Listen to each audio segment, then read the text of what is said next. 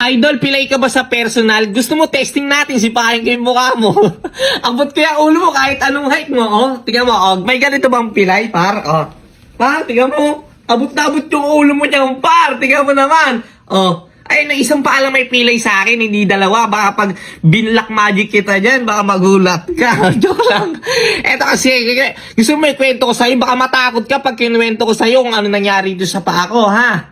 Baka matakot ka. Dati pa lang kasi bata pa lang ako talaga pasahoy na ako. Nagbabasketball ako. Hindi ako taekwondo. Hindi ako yung mga naglalaro ng mga sipa-sipa. Wala ako niyan, guys. Ang laro ko talaga yung mga basketball. Yung iba kasi mga taekwondo. Yung sa mga school nila. Nagbasketball talaga ako. Iba't iba mga dumadayo kami. Ang galing ko talaga basketball. Tapos yung sobrang galing ko maglaro. Pati yung tatay ng kalaro ko napipikon sa akin. Tayo na yung pagtira ko nun dati. Pag doon ako napilay, eto yung kikwento ko noon, kaya bakit ako napilay, ha? Kikwento ko sa'yo, sa inyo, kwento ko. Pag ka-lay-up kong ganyan, nasigo ko yung yung ulo nung kalaro ko. Pagkasigo na yung kalaro ko, dito, parang hindi naman bumukol. Basta natamaan lang siya sa ulo.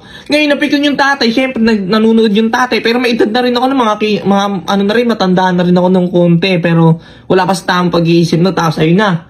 Tapos sigo ko, ngayon nagalit yung tatay. Binatukan ako sa may sentido ngayon, sa may ganto. Ang sakit nung pre, pag nalaman mo yung ganon, nakukutungan ka sa may sentido, ang sakit nung pag naramdaman nyo yun. Tapos nakutungan ako ngayon, napikon din ako, iyak ako, pati yung mga kasama ko naman, umiyak din. Kasi ganun yun, pag may mga bata pa kayo dati, pag may nasaktan yung si tropa nyo, parang naiiyak sila, parang konektado ata yung mga puso nila. Kasi ayun na, umiyak din sila, kuha ko ngayon ng bato. Pagkuha ko ng bato, pre, binato ko ngayon yung tatay. Hindi yung kalaro ko, kasi nanahimik na yun eh.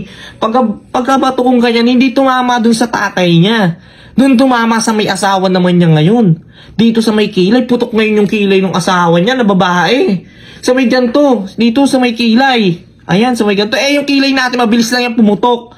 Pag may mga natatamaan sa tingin mo sa mga nagpapasketball yan, pag tamayin sa kilay talaga, mabilis lang yan pumutok. Mabilis lang yan kasi manipis lang yung kilay natin. Tapos ayun na, ngayon, inano ko ngayon ng tatay, nabula ko ngayon ng tatay. Talon ako ngayon dun sa may gate. Pag talon ko ngayon sa may gate, natisod ako. Pagkatisod kong ganyan, nadapa ako, pero hindi pa ako doon yung napilay. Pagka ganun nun, nakatayo ako, pagkatayo ko ganun, yung kumbaga yung bakal nun, parang puro kalawang na, yung bata, yung kalaro ko pala nun, tinanggal niya yung bakal dun sa may gate. Pagkatanggal niya nung ganun, pinalo niya sa akin. Pagkapalo niya ganun, sapul ako, pero hindi sa panyo pinalo, di pa ako doon napilay. Kasi pinalo niya sa likod lang. Nadapa ako ngayon. Hindi kami nakalabas ngayon ng gate kasi nalak niya agad yun eh. Nalak niya kaagad eh. Pagkalak niya ganyan, sa screen, may screen kasi yun doon yung pinaglalaroan namin. Akyat ako ngayon sa may screen. Pagka-akyat ko dun sa may screen, tinalon ako nung tatay niya. Ng tatay niya, naabot niya ako pero lang ako sa may damit kasi may mga tusok-tusok yun na ganun sa may court na yun. Pagka ganun ko, dalaglag ako noon pero hindi pa ako doon napilay. Nalaglag lang ako noon. Tapos ngayon, parang binato sa akin yung tatay niya yung bakal na ganun. Pagkabato niya sa akin, tumama na dito yun sa tuhod ko, Tumama niya sa tuhod ko. Pagkatama nun doon, pero hindi pa ako doon napilay. Pagkatama ako nun sa ganun, hindi pa ako doon napilay. Doon pa lang ako natamaan sa tuhod. Tapos, tumama lang yun. Alam mo yung tubular, yung bakal na ganun? Ayun yung tumama sa akin, kaya masakit. Talagang boom, takbo kami ngayon. Ayun, takbo kami ngayon, hawak ko bato ulit. Pagka-bato-bato kong ganyan, bato-bato ko.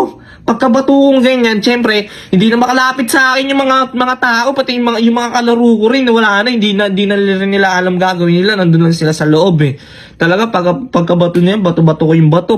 Pagka-talikod ako, yung pagharap ko, may tricycle. Pero di pa ako doon napilay. Kasalsud lang ako noon, nalaglag na doon lang ako. Gumanon ako sa tricycle. Pasok. Naganon ako sa tricycle ba? Yung alam mo yung may ganun na sa may tricycle yung mababa, doon ako tatamaan ngayon. Ayun, doon. Pagka ganun ko, sapul yung tuhod ko ngayon.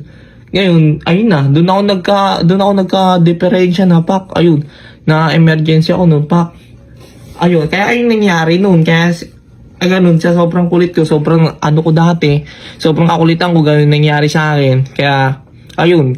Kung ikaw, kung maniniwala ka sa kwento ko, maniwala ka. Kasi ako, basta ako, ayun yung naisip ko, ayun yung lumabas sa utak ko, ayun yung ano ko, nasabi ko. Oh. Kaya maniwala ka.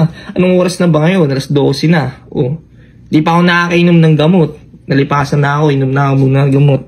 Parap guys, papakita ko sa inyo kung paano laruin dito pang panalo agad, nag-e-explain pa lang. Paano laruin itong Super Ace. Ala, nag-e-explain pa lang, big win na par. Unang big win, 10 pesos lang yung bet natin. 62 pesos. Tignan mo kung paano mag-ratrat ng panalo dito kay Una Game.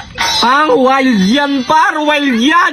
147 par. Ayan na, tignan mo kung paano pagang. 10 pesos lang yung bet natin. Ayan pa, wild na naman, 25.